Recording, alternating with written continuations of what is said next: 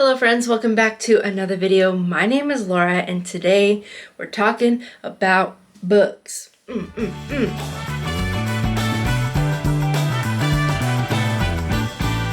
So, I know it's like we're like a week into 2022, but I haven't done any of my New Year videos yet, and so that's what we're doing. I want to talk about what I read in 2021 because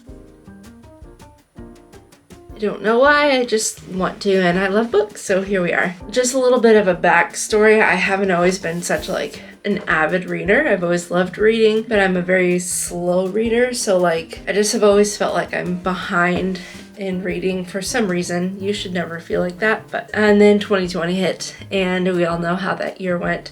And I really dove into reading and stories, and I read 15 books in 2020, and so I decided that I was going to continue on this journey of trying to read and consume as many stories as possible. So I set my goal for 2022 to be 20 books. Did I make that goal? Yes, I sure did. I read, I think, I'll tell you why I just think in a second, but I think I read around 34 books in 2021. Yay!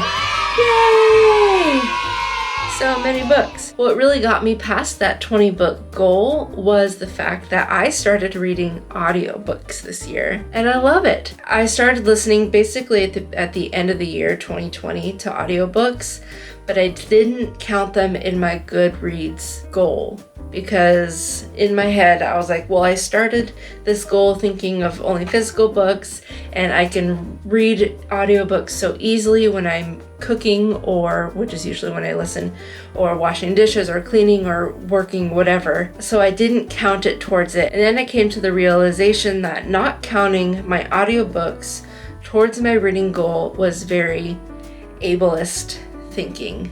Because if I'm not counting those audiobooks towards my reading goal, am I really counting audiobooks as reading? And that would be no. So of course it's reading, right? Of course it's reading. I'm still consuming those stories, just in a different format. And like I said, that was just very ableist thinking. So I first of all would like to apologize for thinking that way. I have changed my thinking, and now I have consumed so many audiobooks. To be more specific, I read 18 audiobooks last year. Yeah, so that really got me over my goal of 20 books. So yeah, that's really exciting. And now I kind of just want to list the books I read. Are you ready? Oh, and the app I use to listen to audiobooks is called Scribd. So this is what is that in focus? That's what the little thingy looks like there. I think it's $10 a month, something like that. And you don't have to pay per book. There's probably not as many options as like Audible, which I think has like every audiobook available. This one does not have as many, but everything that is on here, which is a lot, is all included. So you don't have to pay per book. So this is kind of what the app looks like. I just finished a book last night. So this is what it looks like. Here's all my books that I'm either reading or listening to. It's all there. There's also ebooks too, so that's what I'm reading, Siege and Storm in ebook form, and I read Shadow and Bone in ebook form too. So let me get started with the physical books I read this year. Oh, and I'm not gonna like talk about each book. I have a list already of my favorite books I'm gonna talk about, so don't worry. This is just kind of listing them, and there was no book that I didn't like. No.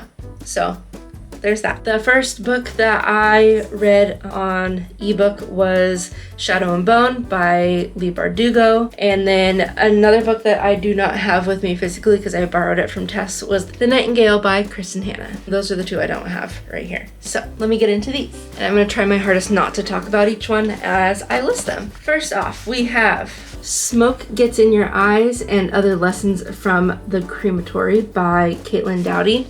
Super good, one of the two nonfictions that I read this year, or last year. Wildwood by Colin Meloy.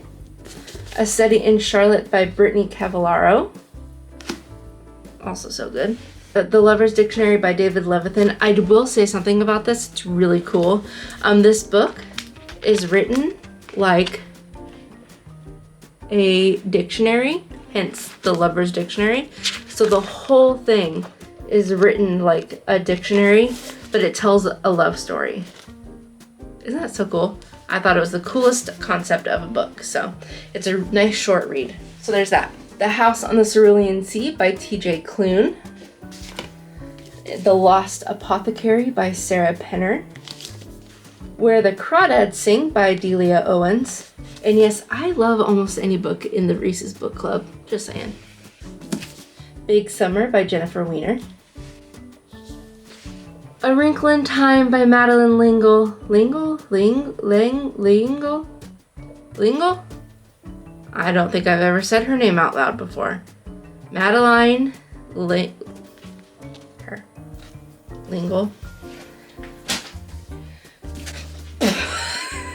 Ow. We've got The Vanishing Half by Bennett. So good. So good. So good. Well Met by Jen DeLuca. This one is so cute. Do I have this on my favorites? No, I don't. This one's super good. It's a little romance rom-com set at a Renaissance fair. It's so cute. The Midnight Library by Matt Haig. Woo. Also, I decided to film this like as the sun was setting, so the lighting's gonna change in here. That's just how that rolls. The Good Girl's Guide to Murder by Holly Jackson. So good. And finally, Six of Crows by Six of Crows by Leigh Bardugo. So that was all my physical books. That was, I think, 15 or 16 of them, which is more than I read last year. Last year I read 15, in 2020, I read 15 and had more time on my hands than I do this year. Now I'm gonna list off my audiobooks. I'll put the covers, if I can find them, here. We've got They Both Die at the End by Adam Silvera. Blue is for Nightmares by Lori Faria Stollarts. The Unhoneymooners by, I feel like I'm reading like the Oscars nominees. And next up, nominated for Most Cheesiest Romance, The Unhoneymooners by Christina Lauren. You Should See Me in a Crown by Leah Johnson. I'm just gonna read these, okay? So don't mind me looking down. Just look at this. Look at the thing here, okay? When No One Is Watching by Alyssa Cole. Do I have that one up here? No, I don't have that in my favorites. That's a really good book. When No One Is Watching, it's very important and you should read it. It's a thriller, so it's a little bit scary, but it's really good. It's very similar to Get Out. It's very similar to Get Out and Knives Out. I haven't seen Knives Out before, but I have seen Get Out, and it reminded me a lot of that. It's very good. So again, that is When No One Is Watching by Alyssa Cole. And then I read Get a Life, Chloe Brown, and Take a Hint, Danny Brown, and Act Your Age, Eve Brown, which is a trilogy by Talia Hibbert. The Raven Boys by Maggie Stiefvater. Honey Girl by Morgan Rogers. Seven Husbands of Evelyn Hugo by Taylor Jenkins Reid. The Last Thing He Told Me by Laura Dave. Red, White, and Royal Blue by Casey McQuiston. Cultish, The Language of Fanaticism by Amanda Montell. The Silent Patient by Alex Michaelids. Yes, No, Maybe So by Becky Albertalli. The Family Upstairs by Lisa Jewell. And finally, my Christmas Hallmark movie book, The Christmas Bookshop by Jenny Colgan. I'm gonna list all the books down below that I read. I'm not gonna link them or anything because A, if you want them, I want you to shop at your local bookstores for them, and B, I'm really lazy. So there's all the books I read. Wanna know my favorites? So I picked the top 5. And the way I picked the top 5 was just thinking of the top 5 books that were my favorite and not actually looking at the list. And then I looked at the list and I was like, oh, but there's this book. So then I made an honorable mention 5. Let's start off with my top 5. So the first one was the last physical book I read, Six of Crows by Leigh Bardugo. I kept hearing about this. It's set in the same universe as Shadow and Bone, which I read earlier this year, which I thought was okay. And then I read Six of Crows and it's fantastic. And when we were on our cruise, my friend Jordy was like, you need to read Six of Crows, it's so good. So when I got home and finished the book I was reading, I started this and devoured it, and it is so good. There is a second book in the series that I'm gonna start after the book I'm currently reading. So Six Crows, it is a heist book set in a fantasy setting. So there's magic and adventure and all kinds of amazing characters. Each chapter is told from a different character's perspective, so you really get in deep with the characters, and it is so good, and I'm so excited to start the second one because this left off on a cliffhanger and I'm kind of mad about that. So Six of Crows, so good, read it. The second one on my list here was an audiobook, and that was The Seven Husbands of Evelyn Hugo by Taylor Jenkins Reid. Oh my gosh, I listened to this one and it is so good. It's about Evelyn Hugo, her 7 husbands. She was a starlet back in the golden age of movies and TV, and she has 7 husbands, and so it's set in dual timelines. So it's set in the present timeline, and then it's set as she's telling her story back in the 40s and 50s. So it's her telling her story. I again heard so many good things about it, and it's so good. I think I cried a couple times, and I don't cry reading books, so it was really good. Highly recommend. The third one I have is more of a recent read, and that was A Good Girl's Guide to Murder, which I actually read by Holly Jackson, and I actually read this on the cruise. It's a murder mystery. It had me guessing all the way up to the end. I find myself that if I start trying to explain an entire book to Cameron, then I know it's a good one because I just can't stop talking about it. This was one of those. This girl decides to do her senior project on a murder-suicide that happened in her town a couple years ago. She doesn't think that the person that was assumed guilty is guilty, so she tries to find out what really happened if that person wasn't guilty. So it's really good, kept me guessing. There is a second book, Good Girl Bad Blood, which I heard was just okay. I will probably still read it this year. So that's that. The next one again was an audiobook, and that was Red, White, and Royal Blue. That one is like a kind of a romance. It's a young adult, which sounds weird together, but it's not like that kind of romance.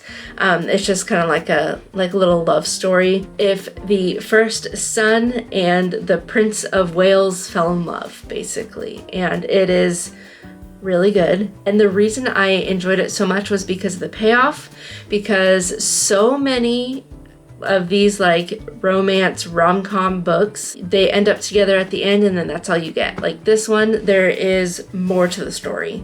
It keeps you guessing, will they or won't they be together to the end, and there's more. So like I said, the payoff was really good, and it's such a good book. It's such a good book. Please read it. Read all of these. And the last one I have is Where the Crawdads Sing by Delia Owens. Ooh, sorry, the lighting again is changing. Also so good. Oh, my battery's about to die. One sec. We're back. Sorry if that was... Anyways, Where the Crawdads Sing by Delia Owens. This one was a setting heavy story. It takes you to the South, and it is so good. Another kind of murder mystery, kind of coming of age, all wrapped up in one. And I'm sure you've heard of this because it was kind of a big deal. I feel like in the beginning of the year, everyone was talking about it. I really enjoyed it. I've heard that there was a lot of hype about it and it didn't live up to it, but I thought it really lived up to it. It was a very atmospheric read. Definitely very atmospheric. So that's my top 5. And then I kind of went back. I was like, oh, okay, well, what other books did I read? Maybe I missed some. And then I was like, okay, I'm going to make a second top 5 of ones that I actually went back to. So the next one is, I'm not going to put it up here because I can't figure out how to do more than one picture up here at a time, but it's the Brown Sisters. I'll just put the first one. The Brown Sisters trilogy, so the Get a Life Chloe Brown, Take a Hint Danny Brown, and Act Your Age Eve Brown. These were by Talia Hibbert. These were so cute. so cute. Such good books. All of those girls are sisters, and each book follows each sister through like their relationship and their love life, and it's super good. It's super cute romance books, so there's a little bit of sexy stuff in them, but it's a romance. What do you expect, right? But they're so good, super good. The next one is another audiobook. It's Cultish, The Language of Fanaticism by Amanda Montell. My lighting is a little creepy right now because it's getting dark outside. Can I do that? Oh wait, that works. Sorry, I thought my lighting wasn't like this the whole time. That's actually pretty good. The next one was Cultish, The Language of Fanaticism by Amanda Montell. This was the other nonfiction book that I read this year. It is so good. I know I say that about all of them, but I don't normally do nonfiction, but with the help of reading it through audiobooks, it definitely helps. It kind of feels like a podcast, but this one, Cultish, is the language of cults. Like, it's not about, oh, how this one got started or whatever. It's how cults use this language to get people to join their cults. And it doesn't just talk about like the Jonestowns of the world. It also talks about things like Peloton. Not saying that Peloton's a cult, but a lot of the language that they use is very similar to others. And MLMs, of course. So it's not about like cults specifically, but it's about like the language around these things, and it's just super interesting. I am very fascinated by the idea of cult and cultish behavior and what brings people, because you don't have to be, anyone can join a cult, and it can happen to anybody is basically what I'm trying to say, and that's because of the language and the psychology that's used. So it's all about the words, like specifically the words that they use and why they use them, and it was really good. I really enjoyed it. The next one was Yes, No, Maybe So by Becky Albertalli. This one was, again, I read a lot of like rom-coms this year, and a lot of them were audiobooks, and they're just really fun to listen to at the end of a long day when I'm cooking dinner, cleaning the kitchen. It just really helps to have like a fun rom-com in your ears while you're doing all that stuff. So Yes, No, Maybe So is another really cute one. Another one with pretty good payoff at the end, and I think that's why it's one of my favorites. But it did deal with a lot of social issues of today. It's these two kids, I guess they're like 17, 18. No, they're 17 because they can't vote yet. But they're put together by canvassing for a political candidate, and they're kind of in it for different reasons, and then they find commonalities and they find issues that are important that they need to fight for. So they end up fighting for these issues together, and it becomes this whole thing.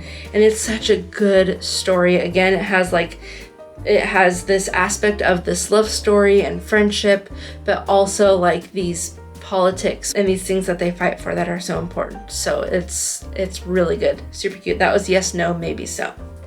And then we've got Big Summer. This was another murder mystery. I think this is one of the first murder mysteries. Oh, this jacket's upside down. That I read this year. It was really good. Another very atmospheric read. It's set in Cape Cod. This girl, Daphne, is a plus size influencer, and she gets invited to her old frenemy's wedding, to be in her old frenemy's wedding. And then a murder happens, and things are revealed and all this stuff, and it's a fun murder mystery, and set in Cape Cod, so it was, again, very atmospheric, perfect for summertime, and a very good read. And then the last one I have on here was another audiobook, The Last Thing He Told Me by Laura Dave. This one was also a not a murder mystery, but kind of a mystery. My mom was listening to it in Yosemite, and I think she listened to it in like 2 days, and she told me to listen to it. It was so good. It was another one of those that I kept trying to like explain to Cameron what was happening. This woman named Hannah, whose husband just disappears. So she takes her stepdaughter and they try to figure out what's going on, and they figure out that he had this whole like other side to him, and they start out discovering the truth about him and his family and his daughter, and she doesn't even know, like Hannah's stepdaughter doesn't even really know what the heck is going on either. And it's just so good, and I remember it had me like hanging on till the end. So again, that was a really good one. That's The Last Thing He Told Me by Laura Dave. And those were my top 10, sort of. There's probably more. My reading goal for this year, 2022, is 30 books. And I actually said that before knowing that I actually read 34 last year, but I've already written it in my journal, so it's 30 books is my goal. And I will be tracking it this year. And not only will I be tracking it on my Goodreads, which I'll leave down in the description below too. I don't really post anything, but if you want to know what I'm reading right now, that's where you'll find that. I did start a reading journal. Well, I've been bullet journaling for work and my personal life for the past couple years, but this year is the first time that I've decided to start a reading journal that's within my bullet journal. It's gonna be really cool. So that is that. And that is going to be the end of the video today. Thank you for hanging out with me, for talking about books. Tell me what books are your favorite that you read last year. And also, out of the books that I read this year, again, the list is down below, which ones haven't you read yet that now you kind of want to read? Thanks for watching. I hope you guys enjoyed, and we'll see you in the next one. Bye.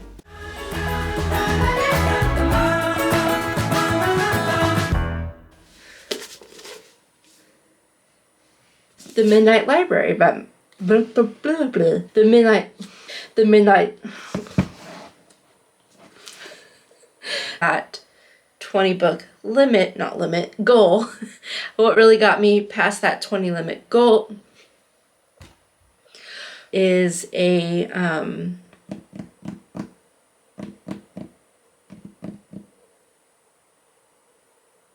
heist.